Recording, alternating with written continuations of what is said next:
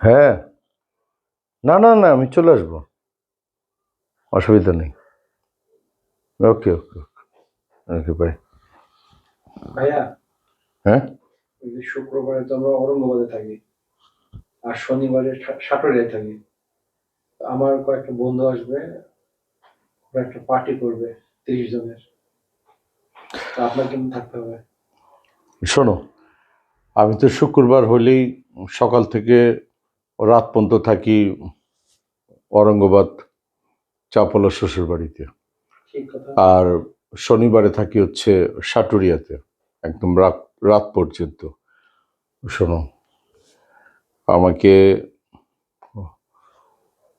6 তারিখ সকালবেলা তো মালয়েশিয়া যেতে হবে গোলসেন্স গ্রুপের কাজের জন্য, এবং আনটিল 12 তারিখ পর্যন্ত থাকবো।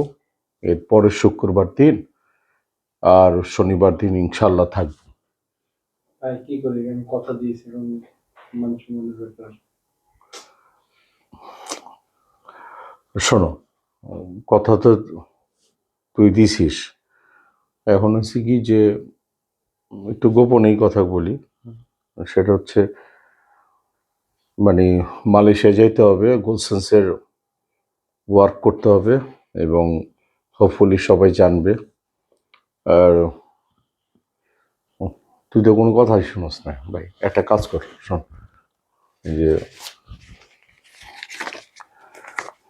এই 1,000 টাকা নে।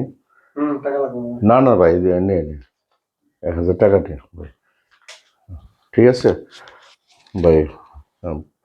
এরপরে আমি কাজ করব না, ইনশাল্লাহ, ঠিক আছে। একটু ফোনে কথা বলতেছি মালয়েশিয়ার।